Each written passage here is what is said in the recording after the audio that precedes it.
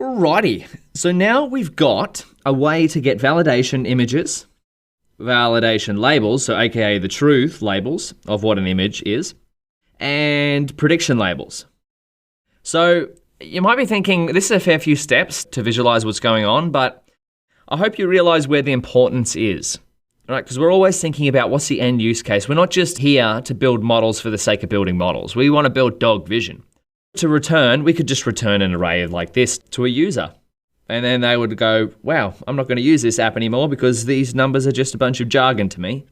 So that's why it's important that we can visualize our model's predictions in a way that people can understand. Someone who isn't as versed in machine learning and prediction probabilities as us can understand. That's our end goal. And that's what I want you to start thinking about all of the projects that you're working on rather than just building models.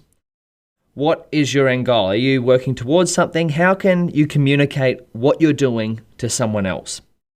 All right, so let's write a little note to ourselves. Now we've got ways to get prediction labels, validation labels, which are the truth labels, and validation images. Let's make some functions to make these all a bit more visual. Basically, we need a bit of color in our lives. Okay, now how might we do this? So we're probably going to make a function, as we said before, that's going to show us an image, and it'd be good if it could just plot that image. That's what we can use, matplotlib. Something like that. Take an array of image values, which we've got here. Maybe a good thing we work towards is it plots the predicted label, its predicted probability, so the max value up here. So something like this. So this is 75%. And then its actual label. I think we can get them all onto a single plot. Maybe we'll write that down. So we don't confuse ourselves. Remember the rubber ducky technique from my boy Ron? Thanks, Ron. We'll create a function which takes an array of prediction probabilities, an array of truth labels, and an array of images and integers. Now again, I must stress, I'll say it till I go hoarse, but we are dealing with images, but the visualization steps that we're doing goes for almost any data that you're working with. So we're going to go convert the prediction probabilities. Of course, you may need to use some other visualization techniques that aren't matplotlib to plot or to visualize a data sample, but you get the picture. Predicted label, and plot the predicted label. It's predicted probability, the truth label, and the target image on a single plot.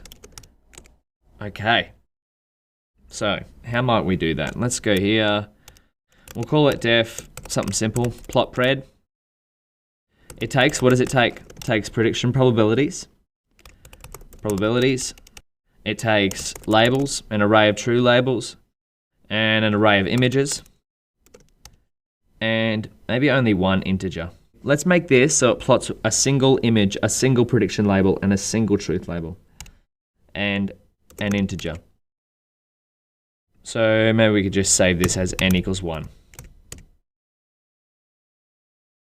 That's going to error out because we've got nothing there. That's all right. Get rid of that error. We don't like seeing them. They cause me a little bit of stress. So we go here. View the prediction, ground truth, and image for sample n. And again, getting trigger happy, right? It's like almost instinct for me to press shift and enter whenever I finish writing a line of code. Okay, so the first thing we'll need is the pred prob. It's actually prediction probability, but I'm not typing that multiple times. True label and the image. So this is going to equal, remember we want the nth sample. So we do have to actually type prediction probabilities. N, so the index, so the nth sample. And then we want labels n. And again, there's probably 1,000 ways to write this function. This is just one way that I figured works. Could be probably optimized in some way, but it works for now. Equals get pred label. Now that we have the prediction probability, we can use our function get pred label to get the pred label. Brilliant nomenclature of our functions, if I do say so myself. Plot image and remove ticks because we just want a square of images. We don't want axes. .imShow image. So this is a matplotlib function. You pass it a numpy array if it's an image. Display an image, i.e. data on a 2D regular raster. Far out. Sometimes docstrings are written in a complex way. Like it could have just said plots an image. Y ticks. So this is just empty lists. So we're just turning them off. Or basically it's just going to show nothing because there's nothing in that list. We might need the plot title. You're right. Change plot title to be predicted. We want predicted label, probability of prediction, and truth. Label. So plt.title. Now we've got our pred prob, we've got our true label, and we've got our pred label. So we're just going to have to create a string of 3 of these. So pred, probability, and true label. Now this one is going to have to be 2.0. What is this doing? This is just reducing the amount of decimal points in our prediction probability so that it's not something long like this. Better example. It's not something long like this, it's a percentage. So rather than being that, it's 75%. That's what we're after. Come down here, we'll just do a little format. And we'll go pred label, because that's the first one, so prediction is there. And then we want np max pred prob times 100 times 1,000. Whoa. So this is just going to be the prediction probability value. So the max of this, of the pred prob array, times 100. So when we saw 0.75 up before, it's just going to times that by 100. Might not be 0.75 because it'll be a different value for each different image. There we go. And we want true label is the last one. So does that make sense? So plot title, we want to get rid of that pass. Plot title, squiggly brackets for pred label, squiggly brackets, 2 decimal places percentage for the maximum prediction probability, and squiggly brackets for the true label. Let's see what this bad boy looks like. Unexpected. End of string. Oh, we need another one. Plot pred. Okay, and now let's go. Plot pred. We want predictions. Oh no, prediction probabilities equals predictions. And then we want labels equals val labels. And images equals val images. So this is just from up before where we unbatchified our validation data set we've got here. And let's come down. Let's test out our little function. Oh! Now our labels are printing out incorrectly. What's happened here? True labels equals pred label. Get pred prob. What is happening here? True label. Well, we didn't convert. I think I see what's going on. What we have to do is convert our true label into an actual label. So right now, this is debugging your own code, right? So what we have to do is change our unbatchify function to be unique breeds, and this is going to be np argmax label. Does that make sense? Yes. So just a very similar functionality. What we could actually do is use this function here, get pred label, but we might save that just for predictions. So this is going to get the unique breeds NP argmax label. We need to rerun this. So make sure you update your unbatchify function. And then if we rerun this, this should be correct. And then if we rerun this, oh yeah, Scott Terrier, 68% correct. This is not very intuitive. What if someone was looking at this and it was like Scotch Terrier, 68% Scotch Terrier? Which one is the predicted and which one is the non-predicted? Let's add some color. That's how we could do it. So what we will do, we'll create a little if-else clause. So we'll go change the color. Oh, that looks disgusting to me. OR. See, I'm Australian and we spell color O-U-R. So whenever I see OR, even though that's the actual little parameter that we have to pass to format, I don't like it.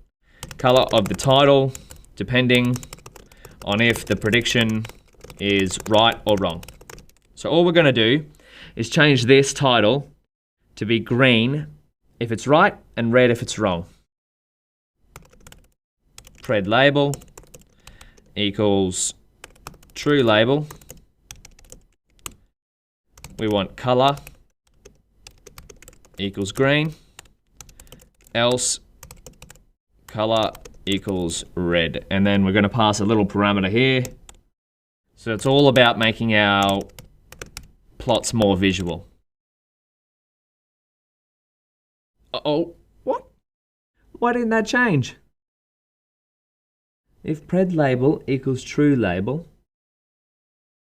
Oh, there we go. I found it. So that's part of the format. We need to pass this outside of the format. Does that make sense? So we're passing this color parameter directly to title rather than to format.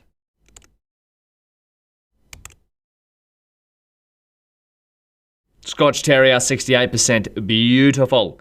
Now remember, this is predicting for index 1. So what we might do is just make sure it works on another image. What's our favorite number? 42. It got that one wrong. That's a good example, actually. It's pretty confident, 76%. It predicted Walker Hound, but it's actually an English Foxhound. So let's look up English Foxhound. What does an English Foxhound look like? Images. Okay. We go back to dog vision. Wow, you can kind of see how they look pretty similar, especially that part on the back. Those two there. See how that's black there and that's black there? So you can kind of see, oh, look at these puppies. This is the beautiful thing about working on a project dog vision. You get to look at dogs. So you can kind of see where that's going wrong. Let's look at one more. My other favorite number is 7, so why not 77? And I got that one right. That's really confident. That's awesome. A Groen Endiel. Well, this is very exciting because now we're actually seeing our model's predictions compared to actual images. Dog vision is officially coming to life. This is the kind of functionality we wanted from the very start, to be able to pass our model an image and it make a prediction. And now we're seeing how confident it is on that prediction. So prediction probability or confidence interval, and we're actually comparing it to the real label. So this is an image, because it's from validation dataset, an image our model has never seen before. So you better pat yourself on your back because you've just built a deep learning model that's able to take photos of dogs and predict what kind of breed it is. That's pretty cool.